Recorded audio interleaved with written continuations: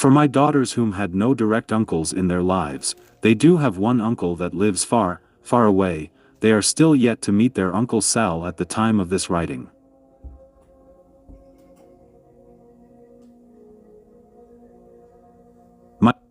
Myself, I have fond memories of times with my cousins, my aunties, my uncles and family friends, some shocking but still great. This was my childhood, having both uncles and aunties on my both father and mother's sides. Siblings turn to aunties and uncles just as you will in a not so distant future if you haven't already. I remember an effort put into family gatherings and friendly BBQs. We also had not only those related by bloodline but also those lifelong family friends, the friends that are as close as any uncle or auntie would be or would be. From relatives to godfathers to unrelated uncles that were criminals, an older gentleman that is still a sprit guide till this day.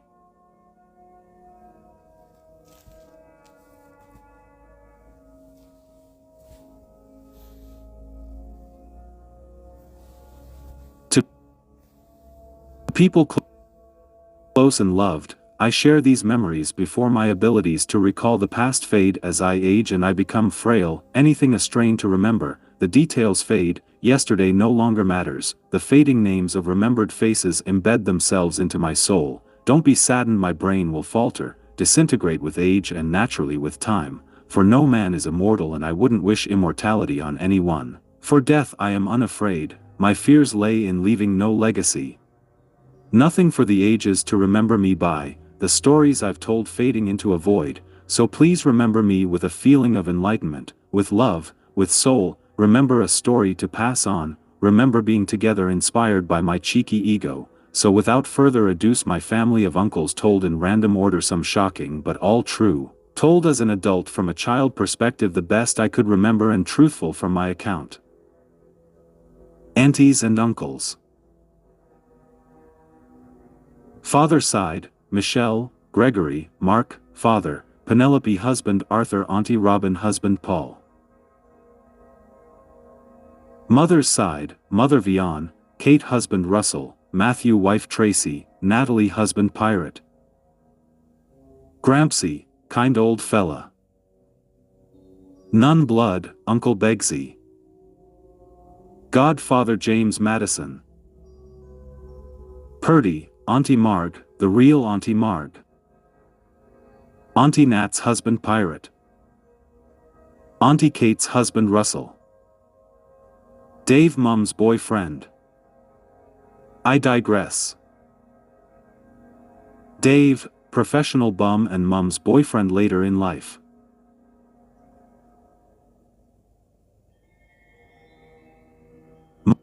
Mom's boyfriend cooked potatoes in the kettle, the jug meant for boiling water. He had strapped the lead to the button, keeping it on and boiling the potatoes. Yes, the oven was stuffed and they were waiting on Housing Commission to fix it, though still nothing getting white floaters in your coffee and wondering what the hell it is. Now you know.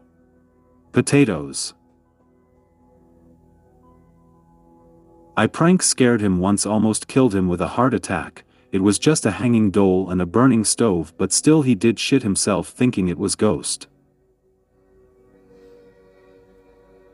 Oh, but did Dave get his payback revenge, taking me to the local tavern to shout me drinks as we play a game of pool in the darkened pool room that is right up the back of the tavern.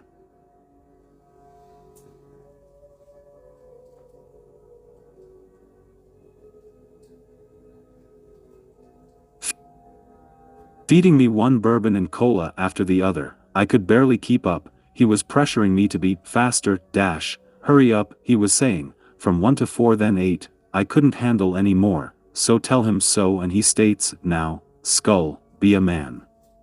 Dave negatively egging me into drunkenness. It wasn't long before I ended up making my way across the tavern floor in the bathroom. I remember, I was that drunk I was spewing standing up, spewing into the urinal, because I knew if I bent over, I wouldn't be able to get back up.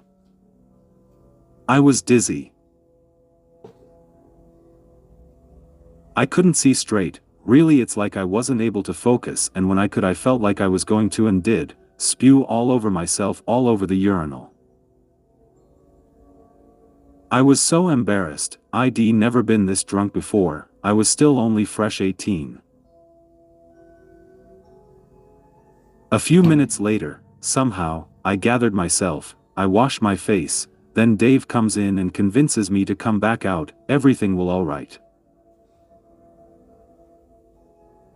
So I carefully walk back across the tavern, hoping just to sit and drink some water, finally I sit there in the darkened corner, pale and white-faced, hold my guts.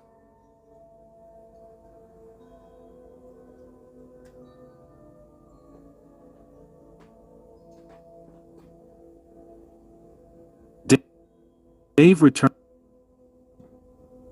with not water, but yet another bourbon cola whiskey. As soon as the smell came near me, it instantly turned my guts and I felt it coming back up. I was going to spew again, but the toilets were so far away, so I look for the exit door, which is just as far, being way over the other side of the tavern, holding my mouth and my body jerking, convulsing as it is coming up without control. Dave sees this and yells from now where Dave's screaming at me to spew in the corner pocket. Go on, do it, spew in the pocket, Dave heavily suggesting I spew into the pool table pocket. The idea became a realistic option as I felt the sickness crawl up my throat, so being desperate, him screaming it, I had no hesitation as the vomit accelerated out of my mouth and without thought I aimed it directly into the pocket, spewing all I had left. I could barely breathe. Dave didn't help, just continued. His hysterical laughing in the background, laughing in hysterics, watching on.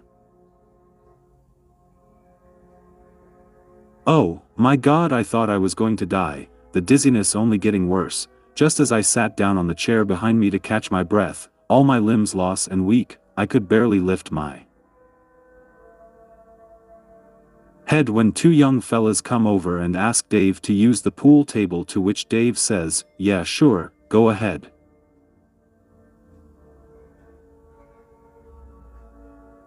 So they put their money in the slot and all the balls come tumbling down covered in vomit, clashing with a sludge. The guy puts his hand down without looking, picks up one of the balls, then throws it onto the table in disgust. As he felt the moisture, he smells his hand, and then they both begin to dry reach. The cyan smell emanating from the drawer where all the ball are colliding, dropping down and swimming in a pool of yuck. I think, oh fuck, oh no. As I see the vomit flick of the ball as it rolls across the table in my direction.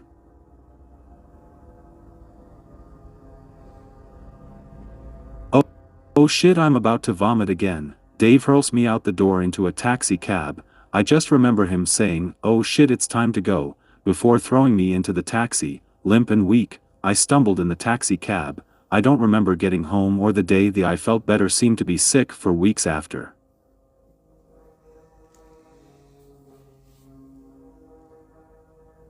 Dave stated once that while on the run from the government he hid in the bushes of Queensland for 8 months, and in that time no only he survived by eating goannas, he also ate magpie, stating that it didn't have much meat. Among his diet were grubs, a wombat, a dingo, rabbits and wild mushrooms. Yeah, thanks for the stories, Dave. Next. Uncle Michelle, youngest of Dad's siblings and a builder by trade.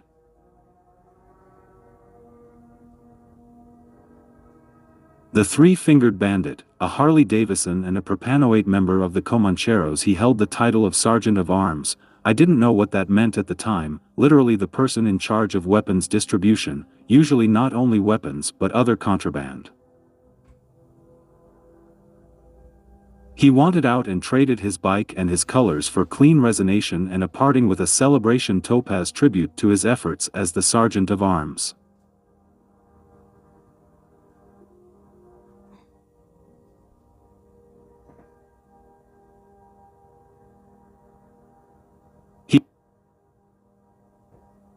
He originally, yes I said originally, lost his 3 fingers crawling into the second-story window of his classroom when his teacher asked if anyone could climb in the unlocked window, as she had left her keys inside and didn't want to get the principal, which may have been a better idea. My uncle, a young boy at the time, didn't hesitate to impress his 4th grade teacher, Edgar. He jumps in to volunteer. As Michelle climbed up and onto the second level, the teacher started having doubts, asking Michelle to come back down. However, he made his way over to the window and slithered it up, opening the window and looking back for a cheers from his classmates. Then he leant back with all his weight, ready to projectile himself through the open window, ready. Just as he pushes back, but the sudden jolt caused the window to immediately slide shut, sliding down with such force it and speed it instantaneously slammed closed, and at the same time instantly cut Michelle's 3 fingers on his left hand, cut down to the knuckle.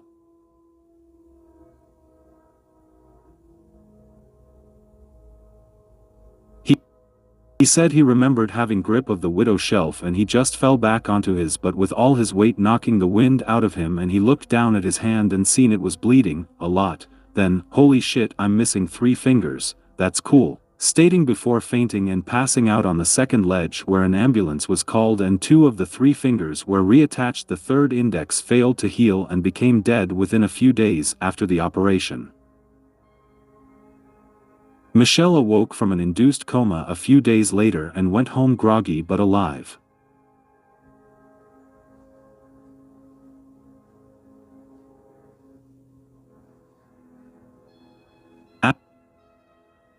After healing, it wouldn't be but a few weeks later Michelle would lose his remaining left fingers. All remaining 3 would be permanently gone. One day, like most others, his brother was mowing the lawn and Michelle jumped on top while the motor was running and Gregory started pushing around the yard. Faster, Michelle cried, gripping onto the sides as they head for a hill turn. As he gripped on with his left hand, they both heard a zip crunch. Then Michelle lifted his hand and said, "Oh, no. Brother, I've done it again." Holding up his bloody hand and missing fingers, Greg grabbed what he could see, and once aging they went up the hospital, only this time unable to reattach due to the previous damage.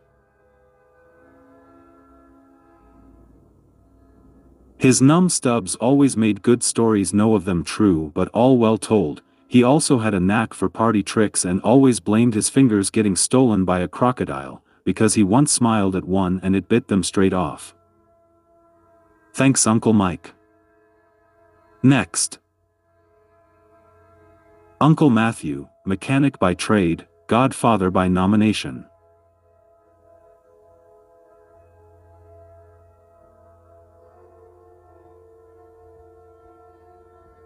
I remember his long brown wavy hair, big Adam's apple poking out, mechanic overalls, always freshly shaved. He always had greasy mechanic hands, tall but shorter than his old sister Kate, a deep voice with a formal way of speaking. However, he was shy to speak in large groups or around new people because for as long as I knew, Uncle Matt had always had a speech impairment causing him to stutter. One of my greatest disrespectful regrets was making fun of him one time when he called the landline. I was just being a shit dick of a kid, and when I answered the phone and heard Uncle stuttered the words, "Hi Ryan, it's your UHUH on Uncle Matt, is your mum there?"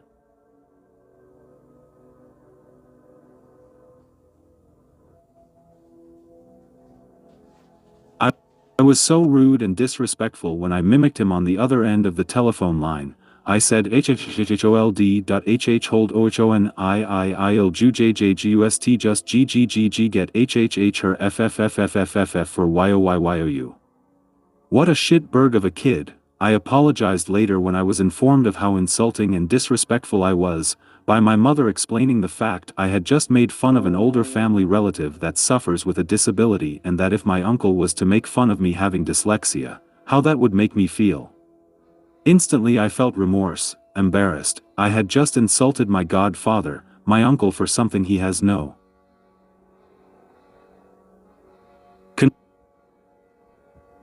control of. Realizing he properly suffered from bullies just as I did, I knew exactly what my mother meant, so called my Uncle Matt back and apologized for being such a jerk.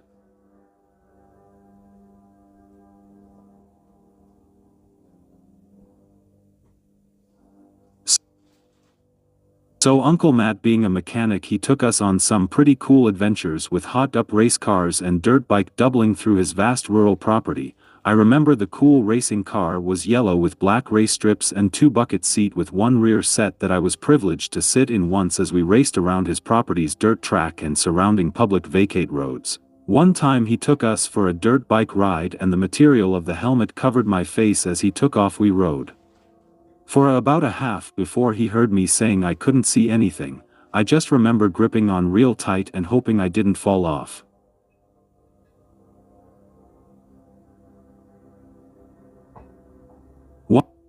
One of the cool rural properties he was either renting or sitting while the owners were away was a strawberry farm with hydroponic sheds, kangaroos jumping around, possums gripping up next to you to steal your crackers, big bomb fire pits. Us kids would play around in some of the strawberry sheds were hot rod cars my uncle was working on as a hobby along with scattered tools and motorbike bits. I remember seeing an old Harley-Davidson Iron 883, see this really cool old bike. I thought maybe one day after he's fixed it up and I have my license he would end up giving it to me as a gift from my godfather. Wishful thinking, I know.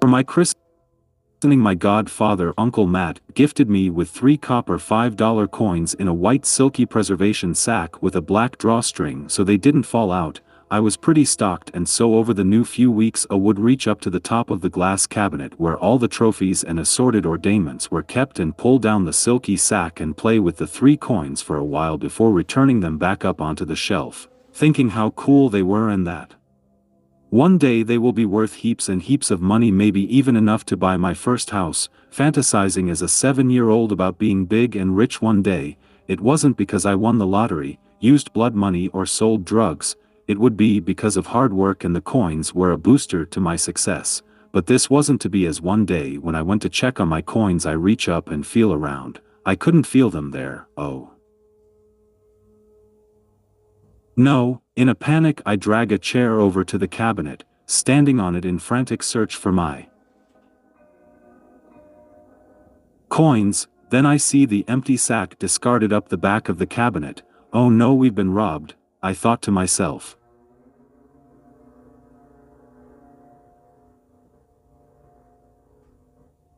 I know the coins were in there last night. I played with them before I went to bed. I told Mum, I know, because I got them out, and then, like I always do, I always put them back in their spot, the spot where they always are, just here where I can reach them, showing my mother where they normally are, then presenting the evidence.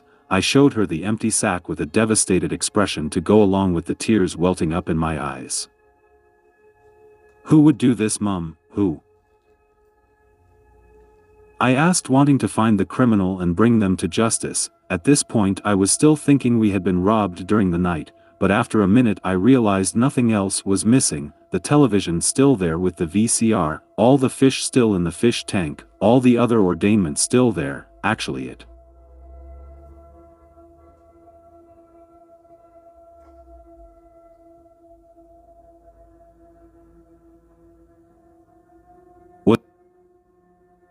was only my coins that are missing. Knowing they were there last night and now gone before breakfast. Only 2 people had left: my father at 5 a.m. going to work and my older sister Natasha, and I'm sure my father has little interest in the coins and wouldn't take them, knowing I have an attachment to them as a gift for my christening. Leaving one culprit, my mother asked me, just one more time to go and check that I hadn't misplaced them, because I don't want to believe your sister would steal your christening gift. Mum didn't hesitate to call the school to talk to Natasha, however she was unreachable. So my mother marched up to Shelby High School demanding to see her daughter. Natasha, it seems, left the school premises after the lunch break, truanting her last 2 subjects. Later that day, when Natasha got home, my mother, father and me all waited at the front door, and before she came in she was asked to go sit at the kitchen table. Dad crossed his arms and just stared at her, not saying a word. Mom stated,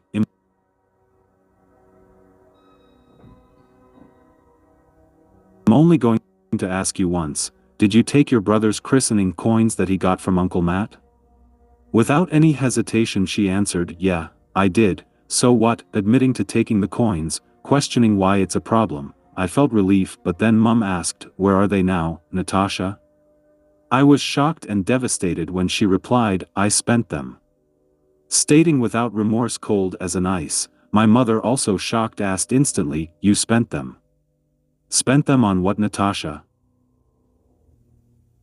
I cried when she said, "I brought me and my friends a pie and a can of Coke each." When she was asked why she would do such a thing by my father, she replied with animosity, "Because no one gave me any money at the christening."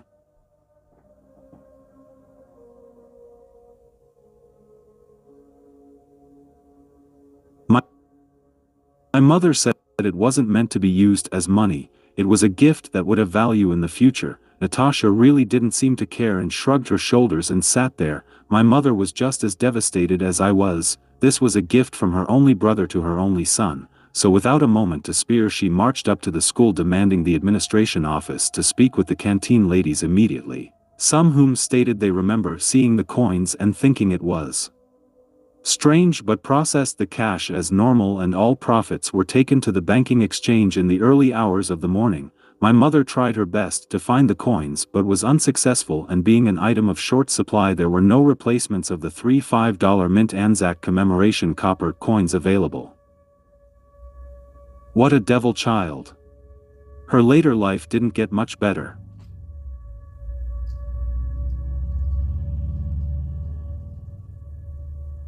However, Uncle Matt married a woman the family didn't like very much due to her attitudes towards children and the barbecue table. They went off to live tighter, and my Uncle Matt was barely seen from then on and rarely seen by any family member. Memories become a shell of a former relationship. Thanks, Uncle Matt. Next.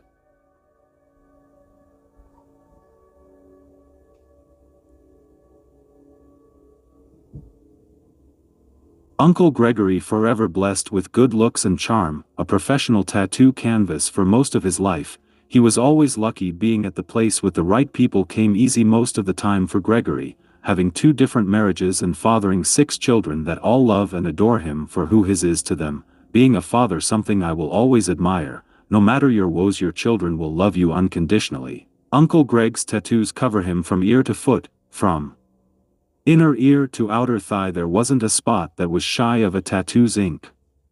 Uncle Greg is defiantly a groovy old cat, with any chance to suit up for a night out. If he wasn't suited up, he would always be dressed in the latest fashionable Adidas cloths and underwears, always wearing jeweled accessories such as a blue stoned silver ring, a golden watch hanging loosely from his wrist, a silver necklace with a silver cross. Nothing too much, his effort to keep fresh wasn't for peacocking, just casually looking good, confident in being charming, and always prepared to meet new people. This is his blessing and he works for it. Naturally, he was also reliable, being a footy couch, and supported his second wife through the softball league as well as his daughters joining while their brother played in the football league, and all the while still being a father to his firstborn children in whatever ways possible, attending school fetes and open days to beating away the first boyfriends and advising his sons not to get any girls pregnant until you're ready to be a father. Work hard and save lots, advice they took.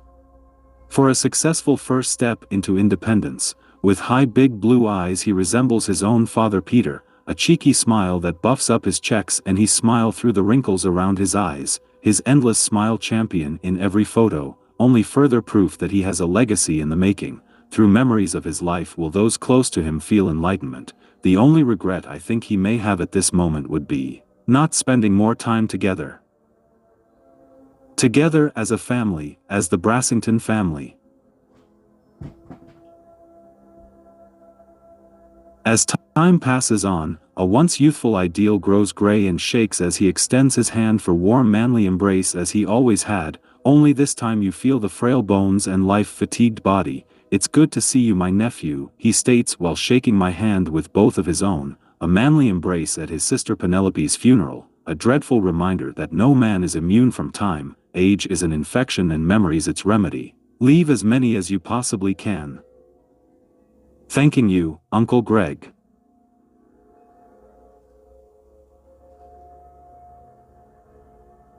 Next halfway, the next one got spooky when I was writing it. As I wrote it, I tried to document what was happening as I wrote down the words of the story. Shit got freaky, so thinking I'm going cray, I put my phone on record and type away. The entire 3 to 4 days I was haunted by not only a single mosquito buzzing around all night unable to be found, there was also something supernatural going on, I swear it. You know when things just aren't right, to see this and you hear that, all the while writing about a person whom has passed on, passing in violent deception that lead to his death. As soon as I had finished writing the story down on paper, I instantly cleansed the house and all seemed to go back to normal after that, but still holy shit, that was unreal, for left the documentation in my story about this person, so if the writing suddenly cut to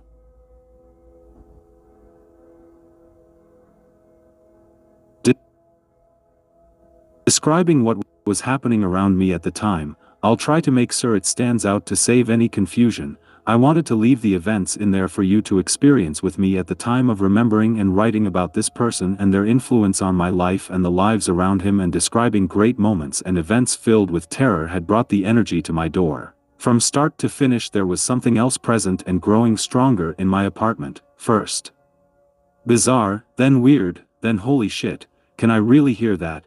Then lastly, before closing chapter, I felt something punch upwards from under my bed. Thud. I paused thinking maybe it was my breathing. Hold still. Thud, thud, shit twice. That defiantly happened. I'm getting up to finish the story then. As I said before, I had to cleanse the house of all spirits and energies that aimed to cause disorder. Anything that was feeding on fear was now gone. Pushed out the front door. I'm procrastinating typing it up, aren't I? Shit. Okay. I'm taking a break. Then, when, or, if, I come back, the story of Uncle Pirate. With current, at the time supernatural events included, let's go. With current, at the time supernatural events included, let's go.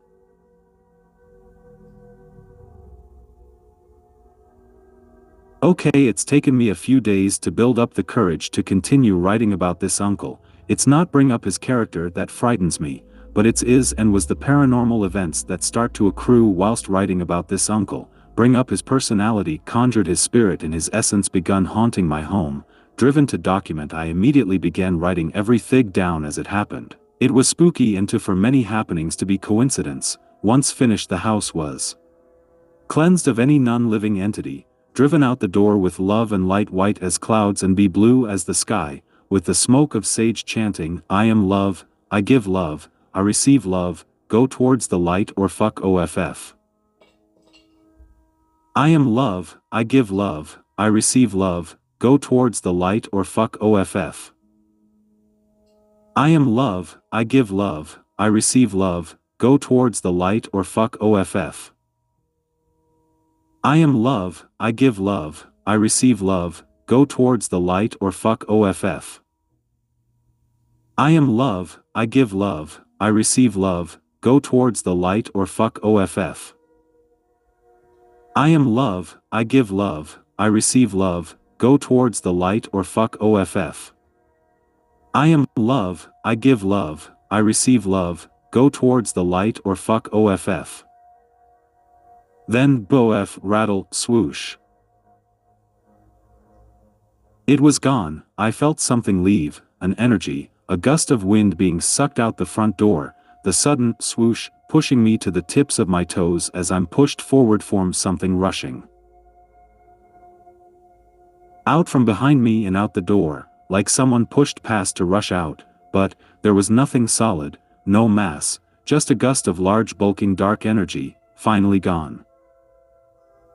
Yet I digress once again. Sit back, enjoy. Warning: graphic content of mental health, domestic violence, drug paraphernalia, supernatural happenings, a suicide, underage participation and a permanent tattoo on this boy child. Also, reading about this person's life may cause paranormal events to accrue in your direct surroundings. I highly advise you do not read this person's story aloud. Uncle Mark, aka Uncle Pirate, a tattoo artist by trade. Remembering his face wrinkled with the lines of a heavy life, the only feature I could describe is a face covered in beard, long hair and blue bandana, leather vest and blue jeans were worn as his daily uniform. Uncle Pirate is my mother's youngest sister's Auntie Natalie husband. Auntie Nat was beautiful young blue-eyed blonde, small petite, yet her stature did not represent her big personality. Pirate was a chair member of the well-renowned bikie gang called the Rebels.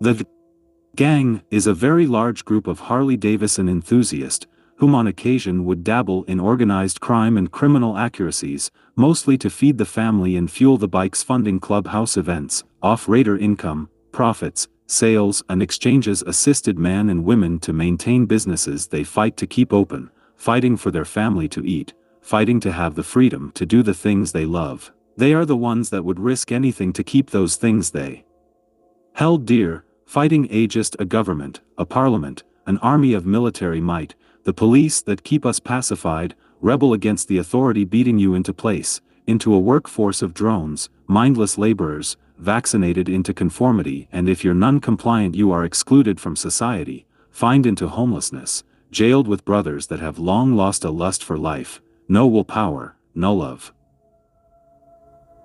Desire sitting a four-walls cell for 14 hours, the glimmer of sunlight the only mental escape and they call us criminal. Me Dylan talking now. In typing this paragraph I had a real sense of what that life was like. Mostly, it was great, rebel for the right to do the things you love. Makes sense to me, brotherhood, companionships, common interest, love, lust, passion and wild entertainment, something I would rebel for. Nat would be introduced to Mark, Pirate at a party that is being held at a well-known underworld motorcycle bike clubhouse. The celebration would be one of many party events. Some events had been derived and planned by Mark in an effort to bring Natalie and himself closer together. He had developed a love interest in her although 20 years of age was between them. The love quickly bloomed and blossomed into a marriage and 2 blonde blue-eyed children, living in a 3-bedroom suburban townhouse in a line with 10 other social units. The bikes, the booze, drugs and shady events. The club's profitable business had its dark side, as I'm sure you have already predicted. However, this was my childhood, hanging out at the Rebel Beakies clubhouse, seeing strippers, bikers doing dumb and fun shit. As a child I really only seen positives. Even the suicide of Pirate I held my private view from a young age and still remember thinking, he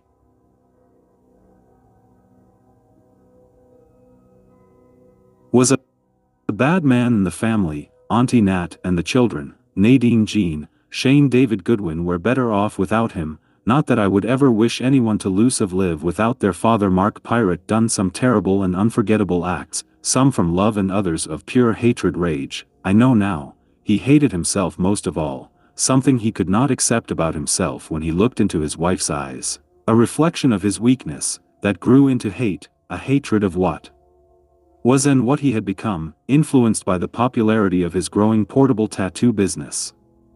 Just a tip of the iceberg of the story I'm about to tell.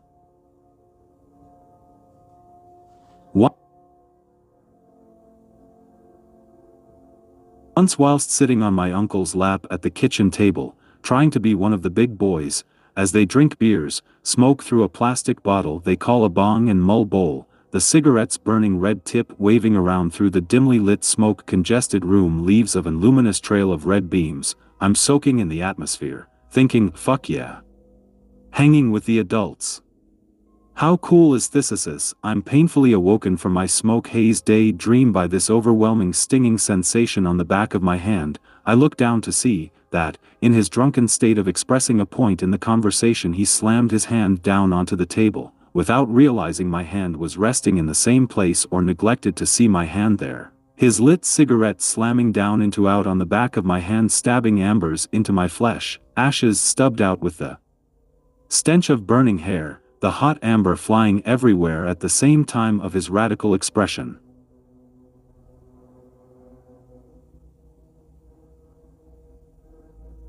I'm frozen and shocked with the pain, inhaling with a gasp. I look down to see my hand swished palm down between the table's surface and a burning bulb heavy weighing down over the top. The burn felt like 1,000 bee stings all at once, the charred ashes embedded into the flesh of the back of my hand. Everyone got involved, each having a remedy of their own, so the burn was then brushed, swashed. Hot asks brushed off in a blunder by being wiped with dry tea towel, now the ambers finally out. You could see the ash, crusty, it looked like a bullet hole, Jesus nail hole. It hurt as much, the burn becoming unbearable, like a hot nail drilling its way through the back of my hand, throbbing, twisting pinch of stinging pain. The pain was dreadful and so intense it's caused me to get a headache, and shortly after, I remember feeling sick and sweaty. I passed out with a frozen packet of peas strapped around my hand. I passed for several hours and didn't awake until late the next day.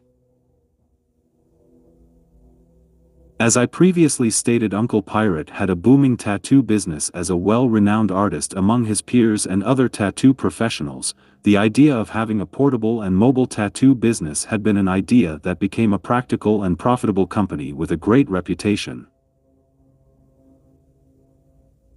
The second permanent scar was done on purpose when one weekend, we were having a tattoo party of our own. Mom was getting a rose tattoo on her hip. Uncle Pirate refused to do a curled rose stalk, as they didn't grow that way. This was my mother's only disappointment with a well-done tattoo.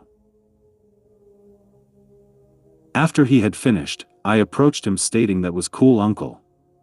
Then asking as any curious child would, what was this? What was that? How does this work? What do you do with that? He replied, show me your ankle, expressionless and as straight as a pickle. Following up with, up here, look, I'll show you. I lift my ankle up and, okay, then quicker than I could react. B-buzz ZZ. Ah. Fuck me, I scream out loud as I jump away as quick as I can, thinking fuck me, that felt worse than a bee sting. I rub my ankle to soothe the pain. I naturally look at my ankle bone and there right on the tip of the bone a little reddish blue black dot. Holy shit, fuck me, I have a tattoo. My uncle gave me a tattoo, cool. I'm gonna be the only kid in year 4 with a real tattoo. So that week at school I bragged hardcore, showing everyone I could, look at me, I've got a tattoo. My uncle gave me a tattoo dot on my ankle, right here, look, me being just a little fella in year 4 bragging about the dot tattoo my uncle gave me had caught the welfare office's attention, this prompting an investigation.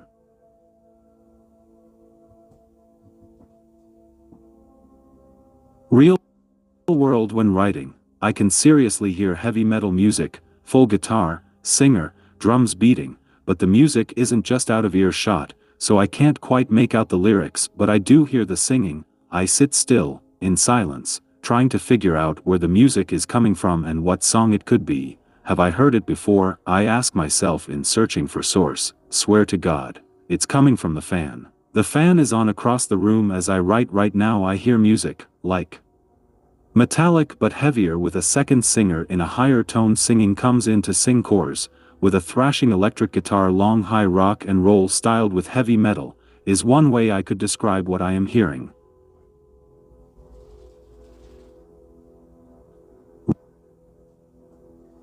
Real world. Okay, went to bed last night at in dead set, could hear what sounded like an empty milk bottle being thrown around my lounge room. Pop, pop, pop, tap, boom, tap, tap, pop, tap, thud, crackle, smack, pop. What the fuck is that? I hesitate to get up and look, creeping to the door, then I swing it open ready to fight. Nothing, there's nothing there, not even a milk bottle. What the fuck?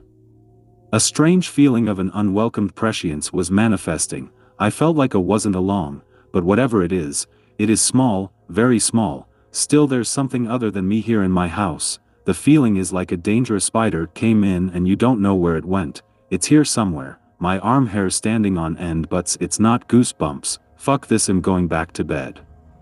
Then an invisible mosquito haunted me for hours, even after I sprayed the little shit lived and tormented me. All throughout the night, every time I turned the light on it was buzzing around, but I couldn't see it. What is this? Where is this fucker? 3-4 times later I sprayed, moments later, buzz gravity bubble shifting past buzzing loudly, fucking mosquito, it'll kill you fucker. Hours later, okay, where the fuck are ya, you're gonna die, you annoying little fuck stick. I went to slept with the blanket over my head, when he awoke and stuck my head out to get some air, HHH was meet with buzzzzzzzzzzzzzzz. Oh my god, fuck you bastard. I whipped the pillow against the mattress directly next to my head, it stopped, thankfully. I feel back to sleep. However, when I first opened my eyes and thought about the haunting mosquito, buzzzzzzzzzzzzz, I still can't see the little shit, buzzing right in front and around my head, still invisible. End real world. To continue talking about Uncle Mark aka Pirate, yes. That's right. A student in year 4. I had permanent ink on my ankle as an 8-year-old child. What a dick, really dick move. Now I'm a father myself. Oh my god, what the fuck did they let happen in the 80s? I would never allow it to happen. However, popularity in the celebrity life wouldn't last for Mark. Uncle Pirate had become entwined in a festering, violent, toxic culture that regrettably had those closest to him suffer the greatest pain of drug addiction and organized criminality, the consistency of strangers coming and going, the house living a constant revolving, repetitive, loud and drunken party.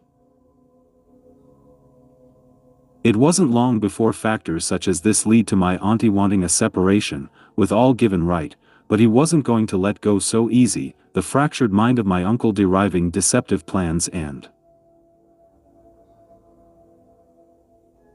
acts that are obscene. Even an onlooking child such as I can see the transparency of such lies, as Auntie Nat tried her best to escape a domestically violent situation by staying secretly with family and alternate friends, and ultimately a family refuge, single mom with 2 kids on the run from a very abusive ex-husband, the repetitive abuse cycle of mouse and ragged cat. Real time, just had a cockroach crawl on me. Gross. Coincidence? The compacted social living made an event quickly spread gossip to share over a cup of tea and a slice of Vegemite toast, sipping with hand and smoking a fag cigarette whilst watched the drama develop from the concrete porch, perched on a picnic chair, without device to record. You have to watch every developing moment of unscripted real-life chaos of live events, on the street, within the house, even in the backyard. There was no such thing as privacy.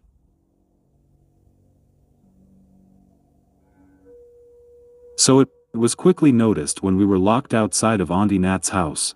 The door slammed in our face in silence, only the boom. Our last view is my auntie being held back onto the couch with Uncle Mark holding a knife to her throat. I remember the green door slamming closed and the gold door knocker tapped with the force. When it did, my uncle screamed out, "Fuck off, ILL, fuck OFF," standing there, shocked as to what just happened. Standing there with my older sister, cousin Shane, David, and a pram inside by baby cousin Nadine Jean.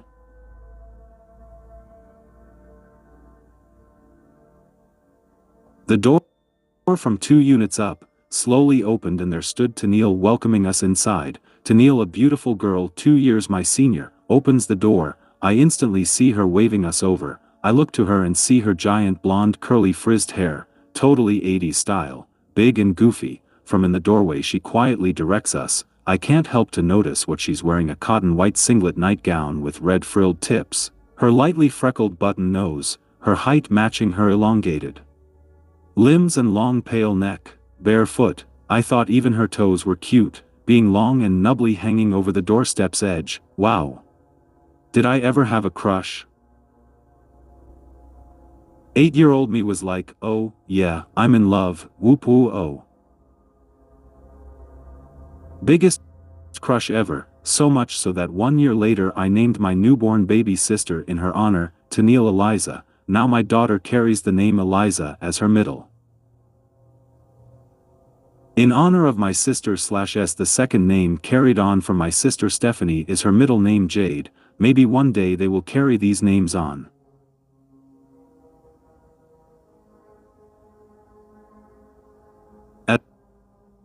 As well as their own last name Brassington, myself being the only boy of 4 and yet to have a boy of my own. My father's bloodline will end with me. Just to add, he did spawn a half-blood Ginger that would lay first in line. However, there is no association with the name Brassington. His first half-blood Justin rejects any inheritance of the physic divinities, fortunes, or a will to know. Disappearing into sociality and domestic life, my unknown older brother, I had met once, not enough to fulfill the longing I felt for that brotherly love, the longing leading to my own investigation of being a twin in outro, a twin that didn't survive, souls sharing the spawns of first life, one disappearing for the other to survive, brotherly love. My name is Ryan Dillon.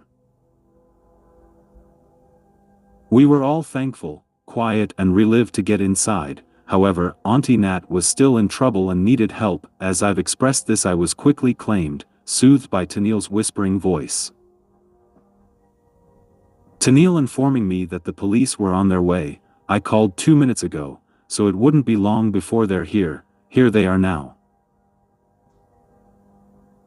Tennille's mother calmly made her way out toward the police and informs them she has the children inside and also he has a knife held to her throat. The rest was covered from our eyes until questioned by investigators whom came sometime after. Escape they tried, but he was relentless, claiming ownership of her soul and all that she is, the children, his to take or leave. Hiding became a challenge and required intervention.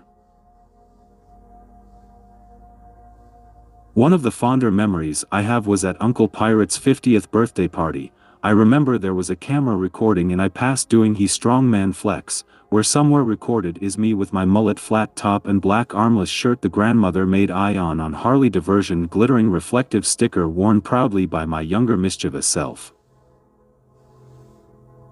At Uncle Pirate's 50th birthday party, not only did I see my first stripper but also seen him use the ladies' butt cheeks to open his beer bottle. God knows what happened to the bottle cap.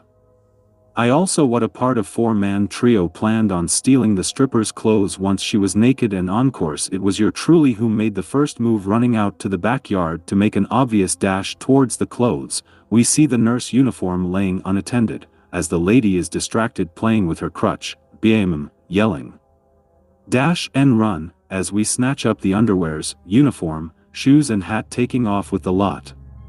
The audience cheered us on, laughing, yelling, swearing and carrying on as we scramble hiding the clothes in the letterbox. We stopped after to notice her car was full with 1,000 different outfits and uniforms, from police to clowns, wings and furs. Then boom, boom, boom, where's my stuff, now? Where is my stuff? We could hear the audience laughing from where we were out front.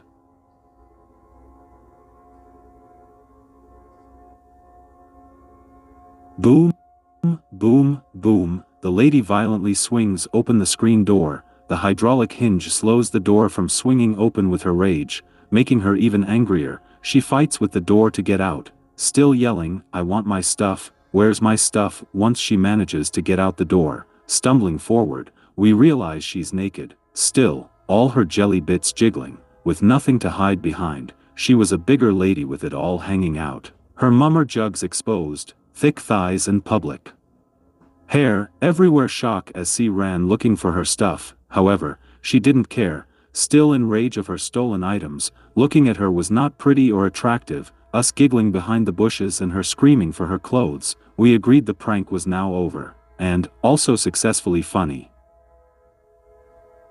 So then we returned the clothes and everyone cheers, including the entire neighborhood that had gathered to look on after hearing the commotion.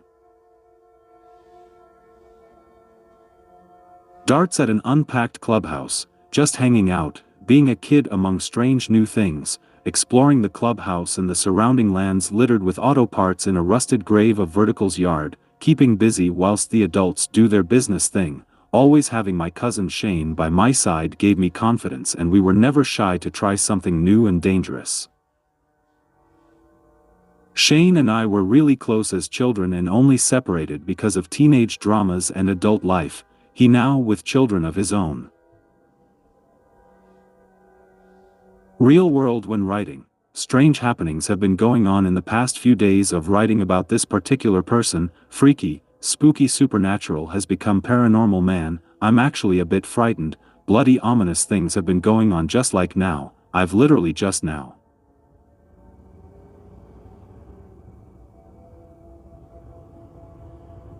jumped back out of bed to write this down and finish this fucking story about him. I don't want to repeat his name right now.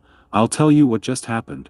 After a few hours of writing about this person, I turn off the computer, then the lights. I fight with the same solo mosquito that has been buzzing around the room and house for the past 2 days. I now have brought 3 plug-in repellents, 2 in the bedroom, 1 in the lounge room.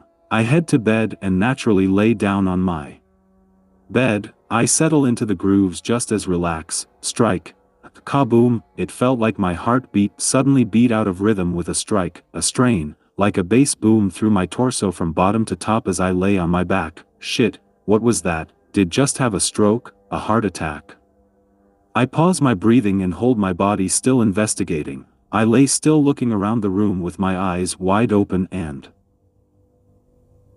my eyebrows down. Strike, strike, thud, thud, my chest lifted from the mattress being pushed up.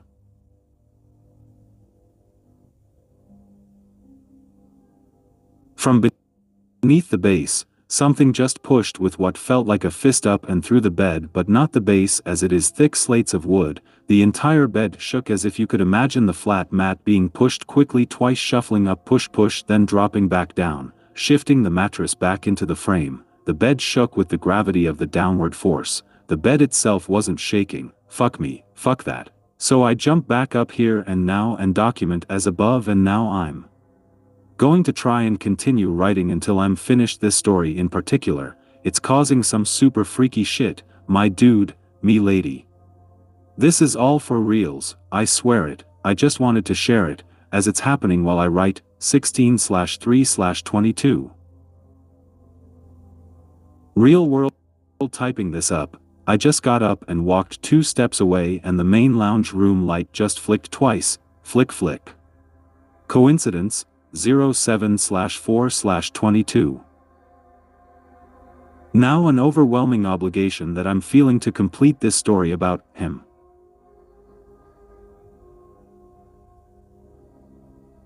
This shit needs to be finished and chapter closed as soon as possible. Just now typing I heard 3 knocks I am going to ignore. Fuck, shit, holy shit, for real, and honestly, why would I lie? This is Steven Spielberg or J.K. Rowling. I'm just writing a series of stories about my uncles. The stories are for my daughters and maybe family, but really think about that. Why would I bullshit this? It's just me and the computer here. Me typing while watching YouTube history mysteries.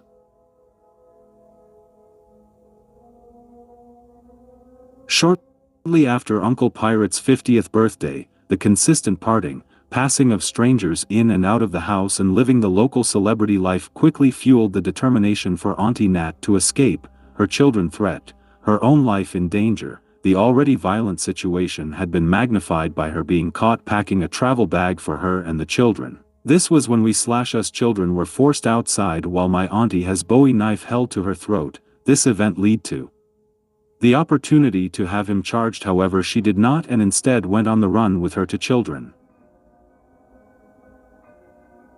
On this occasion my auntie was staying with my grandmother Leonine when the phone rang, then being answered by my grandmother, who heard a teenaged male in a panic, saying that Dad was just arrested by DEs, the detectives. Nan, who? What? The teenager paused and spoke to someone in the background and was clearly being prompted. My Nana, being full-witted, wasn't going to be fouled by such statements. The fake news so scripted that you could hear someone telling him what to say. Knowing this, my Nan played the stupid card. The teen was Aaron Mark's first-born son from his first marriage. "It's Aaron. Is Nat there?" asking again for Auntie Nat again, Nan replying, "Who, what?" Aaron repeated, "It's Aaron. Is Nat there? Dad was just arrested by detectives." My grandmother replying, "Well then, are you okay?" He replies, "Yeah." Nan follows on with, "Well, other than that I really don't give a flying pig's ass. All the best, BAM," hanging up the phone. Nan was hesitant to tell Auntie Nat, however she had been listening in the background, and after the call they both discuss how it is just another ploy for Nat to trick into returning to Mark, pirate and his violent was.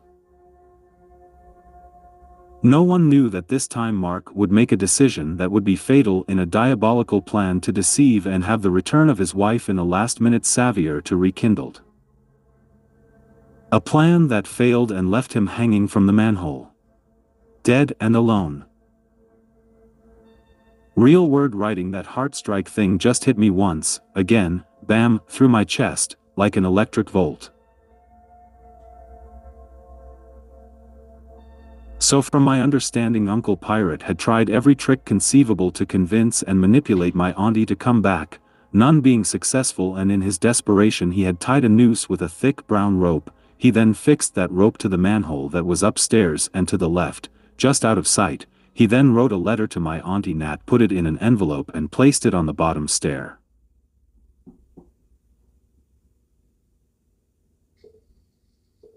Later we learnt the letter was a plea for her immediately go upstairs. However, whatever he had imagined didn't go as planned. After sending his son to make the call to inform Nat that Mark had been arrested, Aaron went to a friend's house and wanted the couple to work things out, as the intention was my auntie would come back to the unit to collect belongings and the children's things, hoping that when she entered she would see the letter, read it and come to his rescue, rushing up the stairs just in time to save his life. However, as I stated, things didn't go to plan. While Pirate wanted up in the manhole for my auntie to come in the front door, after hours of waiting finally the door creaked open, Pirate slowly lowering himself down while Nat read the letter, letting go of the ledge, holding the rope, the weight forcing the rope to tighten, waiting for her to rush up the stairs. Time passes, his barely holding his own body weight. Come on, where is she? Why is she not rush up the stairs?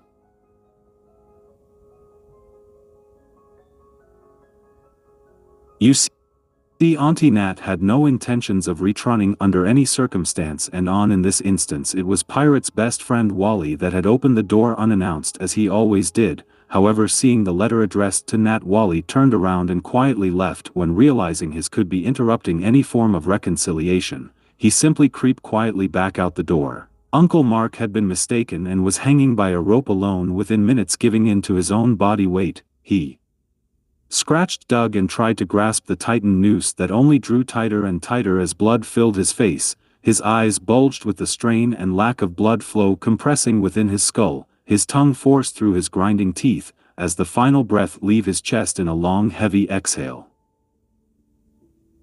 His legs twitch in a final effort to defy death, however his death inevitable, left hanging dead and alone.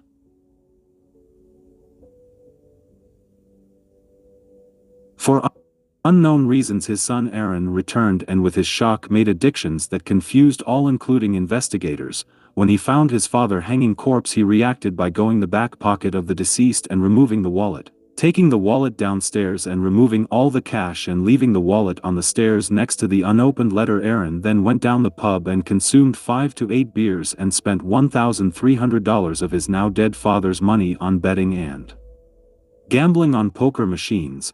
It was only once the funds were gone that he called the ambulance and was completely honest, explaining the situation and the past 24 hours. As stated before, no child deserves to live without their father, but this guy was a very bad man. I can't help to say their lives were better off. Thank God that story is over and done. Let's move on. October 4th, 22, time now 10:22. For Real's no lie coincidence. 10.23 here. Wow, WTF. Next. Uncle Jim, the real godfather, James Madsen, a concrete Arctic by trade.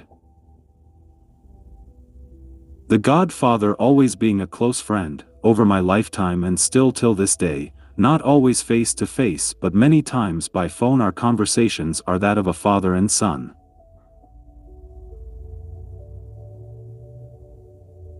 I write his story with utmost respect, without selfish conduct, whether I start from a child's perspective or in reverse. He has always been an ideal and mentor, being the godfather he promised to be. However, his life isn't without injuries, regrets, remorse and the deaths of close loved ones. Still, no matter his misfortune, his outlook has him loved by those around him and others admiring from a distance. With his charm, luck and good looks, his rebellious attitude made him attractive to all walks of life. Admired by his children as their father, Ricky and Brooke, he has also been the godfather of his godson Ryan. However, life doesn't come without lose, heartache and broken dreams.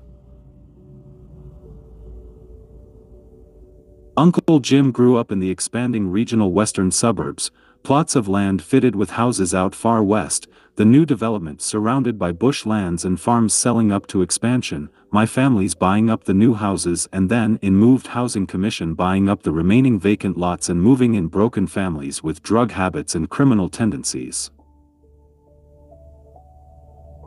Uncle Jim came from a very religious family and started a friendship with my father at young age, meeting at church when both families attended weekend mass. They continued to grow their friendship through Sunday school, staying close throughout their teens and into adult life. It seems that my Uncle Jim had a close circle of trusted friends growing up, including my father. They spent their youthful summers together, enduring love, loss, street fights, bickering with each other to only apologies in the following days of any event. The Westies versus Coasties, tribal turf wars defined and forms bonds form youth to middle age and accessional reminiscings meeting over a beer due to a death you happen to be at the same funeral. Uncle Jim and his group of friends, lake parties, drugs, alcohol, addictions, and those who moved on. The group of young men consisted of my father Mark Brassington. I will explain these youthful connections as I knew them from my perspective, my godfather James Madsen, Uncle Begsy Rat A. Professional con artist, J. Jameson, professional drug addict, the kid named Spud, who was never known by any other name. He remained a heavy drinking from youth until death, living his life as a professional removalist. Some of these men becoming lifelong friends and initiated into Uncle Tittlehood, some that were toxic and left to memories, and others whom didn't make it into adulthood. I will include some of their stories in full depth and detail a later stage, as they were a part of my experiences with unrelated males with the title of uncle. Such as Stephen White, my father's childhood best friend, whom was regrettably burnt to death in a tragedy that was during a dangerous game that involved fire, a rope and a cricket rope that is being soaked in kerosene and then lit on fire by one of the two parties. A wall of flames engulfed Mark and Stephen as they stood in the center of the burning rope that circled around them.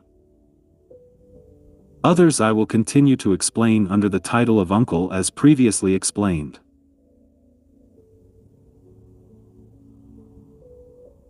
Later in his life, Uncle Jim does his best to avoid people at pubs, clubs, or bars, almost always ending trouble, mostly due to Uncle's ability to be brutally honest when overhearing or being introduced to annoying people, asshats, party clowns, but most of all the unjust, such as that drunken dickwood who is verbally abusing his partner. Uncle Jim often caught up in a verbal and physical altercations, so much so that a bar stool was thrown at him, breaking several ribs and his hip bone.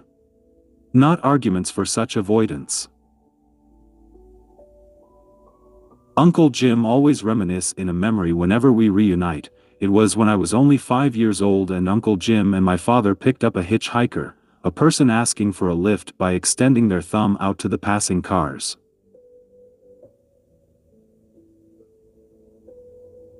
The rugged-looking hitchhiker jumped in the back seat, excited that someone had stopped. However, as soon as he sat in the back seat and looking forward and locking eyes with a small blond boy, his face expressionless as the small boy child extends his middle finger directly in this hitchhiker's view, from the front seat, Podgy, the small boy child held out his arm, squeezed his fist tight, erecting the middle finger from start to finish. From the moment he got in to the second he got out, he didn't know what to think. I remember I was about 14 years old when he and the family moved to Emu Plans from Melbourne. As always, maybe it was just the times or just these guys, but it was always a 3-day bender of drinking, smoking and God knows whatever else from dusk till dawn, day after day, until Ether had to return home. Getting smashed seemed to be their relationship during the 3-day bender.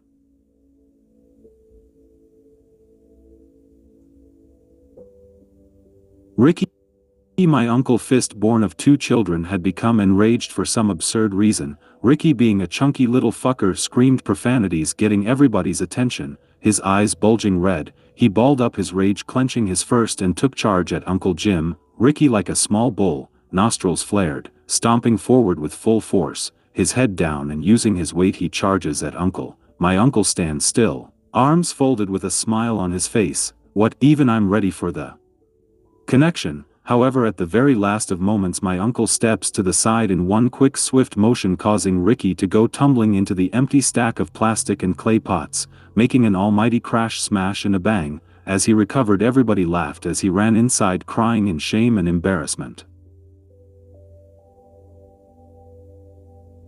He is a father I wish to have as my own. Despite his love for drugs and alcohol, children still admire him for his resilience and love him unconditionally for being the father he is today, a rebel by nature and still a sexy gray old fox. A godfather he is and has been always, a guidance in my life, with only one disappointment, that I was unable to go and live in Melbourne with him when I once requested. This may have prevented a life affected by government welfare. Now my adulthood, I understand his lifestyle was unable to cater for Podgy, a teenager desperate for love, full-time care and attention. Thank you, Uncle, love ya. Next. Uncle Crackers, go-kart professional.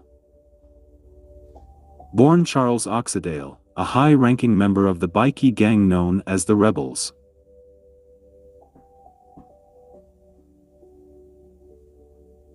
During the 70s, Uncle Crackers became a world-renowned go-kart racer, placing first many times in many places over many years, his popularity only projecting forward into the gang's ranking system. It was during the Big Bathurst Bash, a 3-day go-kart tournament of championship, racing day and all throughout the night, that Uncle Crackers would gain his name. There was a brutal accident on the final night, causing Uncle Crackers to slip into a 8-year coma, awaking without any memories of who his is or whom he once was. Even words were difficult, walking just the same, taking years of rehabilitation. Charles was never the same, but accepted back into the gang with open arms. He awaited his awakening with no man taking his place.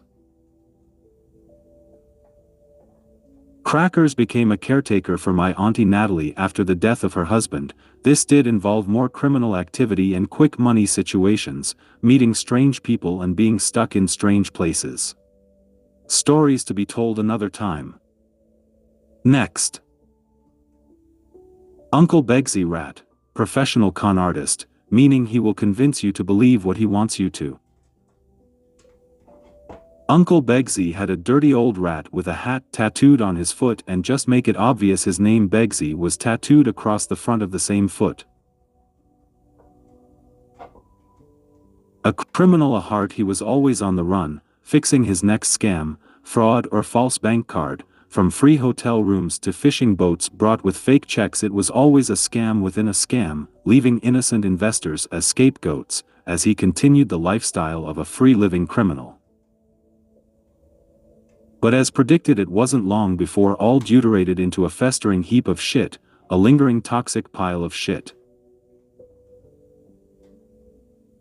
During his time on the Central Coast and spending time with my father, one of the more memorable moments was taking 2 girls back to his place and making out with both one after the other a day when we were meant to be at school. He had plenty of food and lots of nice furniture, and the invitation was open. so it as a perfect situation to truant school. Their other friend Marcel robbed the local news agency with his own car, scaring the shit out of the owner for scratches, a few packets of cigarettes and maybe a few dollars, to be reported on the local news that his car was stolen shortly before the robbery. What a dumbass. There was another bearded fella that quickly disappeared when used for a scapegoat in a foiled scam to purchase a classic car from the sales section in the new paper. What a story to tell, Next. Uncle Spud, a removalist by trade, an alcoholic by profession. Spud being a close friend of my Auntie Penny and myself being close to my cousin Spuddy soon became my uncle as well, and therefore known as Uncle Spud. He always had a mattress for you to sleep on, a beer for you to drink, a bud for you to smoke. However, Uncle Spud did eventually get gout and died from long-term alcoholism. During a time of need I went to live at Uncle Spud's house with my cousin Peter already living there. It became a remarkable place of memories, not only due to living with family again but also the consistency of events, both great, strange and gross. Due to his alcoholism, Uncle Spud would urinate in his bed every night, yes every night, without fail. The next day the bed up against the wall with the fan drying it out. The smell was horrendous. Once walking back from the toilet in the dead of night I run into Spuddy, who is pinching a shit-covered pair of undies out in front of him, leading the way to the toilet. Fuck me, we almost clashed. He was shocked to see me, then embarrassed. We both ran off. One time, just for joke, I hid an entire bag of his cannabis. He didn't notice or forgot he had it. He just ordered more of the same quantity and ended up with a free bag of pot.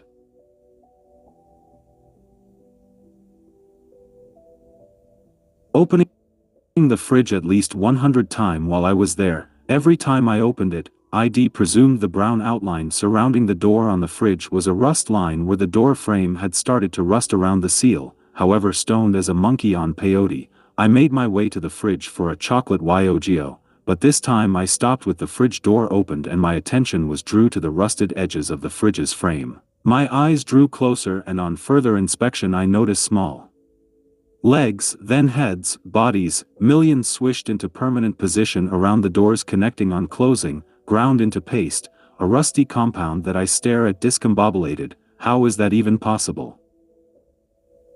Thanks Spuddy. A legend. Next. Grampsy, a paranormal investigator for the church's spiritual welfare division.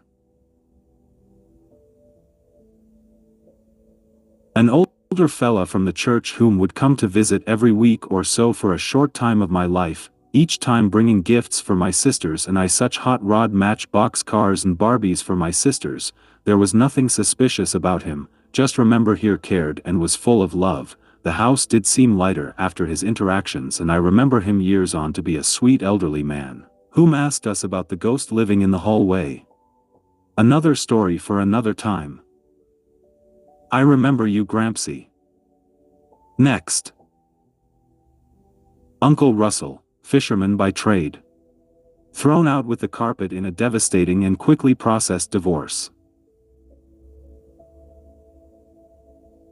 I remembered him as being a goofy stoned fisherman.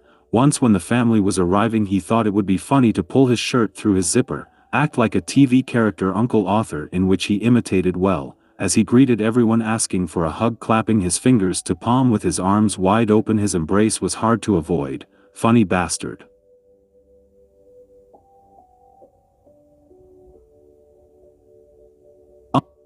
Uncle Russell owned a boat. Although he preferred to rock fish, he was kind enough to take me out on the boat, just himself and me, out on the open sea. Seriously, it was the open seam, with the shoreline way out of sight. My uncle followed his navigation system, racing from one spot to the next. Ny-boom, ny-boom, ny-boom. The boat bouncing over the waves was exciting. As we slowed down at one of the spot, my uncle was disappointed to find a large floating log, the size of a sea turtle, and at first sight I thought it was. As I'm looking over the boat's edge at this floating log bouncing up and down in the deep sea, a sonic-based boom vibrates through the surrounding water up the boat's stern and bow, vibrating through my body like a jet flew past. I felt hollow as the sound passed through my soul. The sound was sight, and a giant sea creature was looking right at me. The echo seemed endless as my legs became jelly and I had to go and lay down. My uncle was awarded Fisherman of the Year, making the front page of Fishing Australia magazine and getting into the world record books for the largest fish caught by a rock-side fisherman. Thanks, Uncle. Next and last. Uncle Paul, a factory foreman, the manager of a chicken farm, feed pellets that would make a regular chicken into an emu with its quick growth formula. My uncle tested it on his own chickens, whom all resemble mini emus. Even their eggs were as fat as a goose's egg. The size of these chickens was truly unbelievable. My Uncle Paul had tried to convince me that he's able to make tunes with his farts. At first I was argumentative with disbelief, unable to perform on demand. It took him a while to build up the hot air, but he got there and called me into the room to hear toot, toot, ba, ba, meep, meep, toot, toot, then start singing the R&B song, give me some of that beep, beep, some of that toot, toot. We all hit the ground laughing in hysterics. Uncle Paul had taught me some good pointers on drawing, such as filling the page and duplicating the half you're already done, shading, mirror imaging, sizing to page, 3D depth, and an architecture understanding to sketching. I am still thankful for the time taken to give me such valuable education. It still serves me well in drawings today.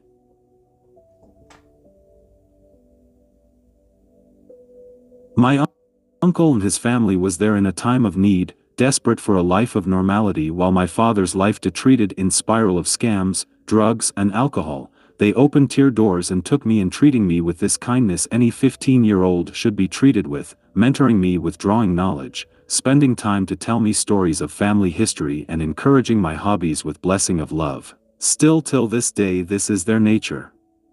They informed me my grandfather had a successful business called the Bean Farm, a company that sold fertilized seedlings to farmers all over Australia.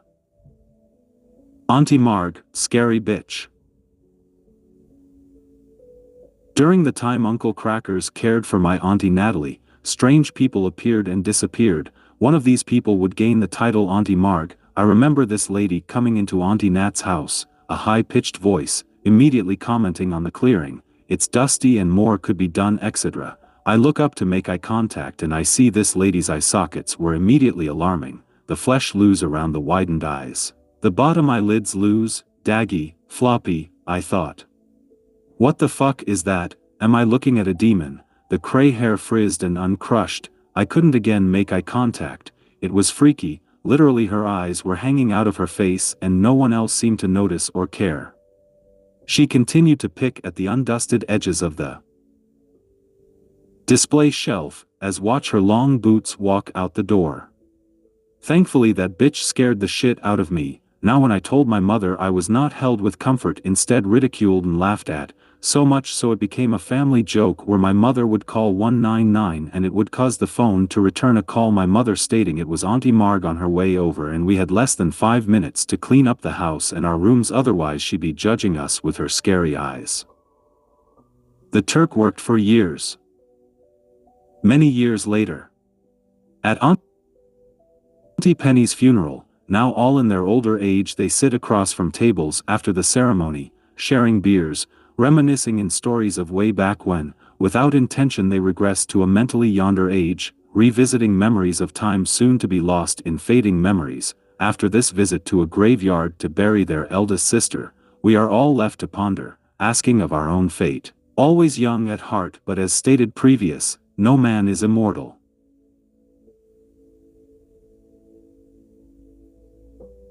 Last gathered together by fate, they attend the funeral in mourning for the passing of the family's eldest sibling/daughter, Penny Marie Brassington. Was a sad day, however the beer and conversation is an unpronounced chance or final wish, a last hopeful opportunity to say or share all the words you thought of on the way there, now or never. This is of what may be the last stories shared from here onwards.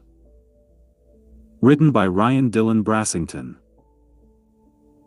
Ending April 23, 1:22 a.m. Thanking you.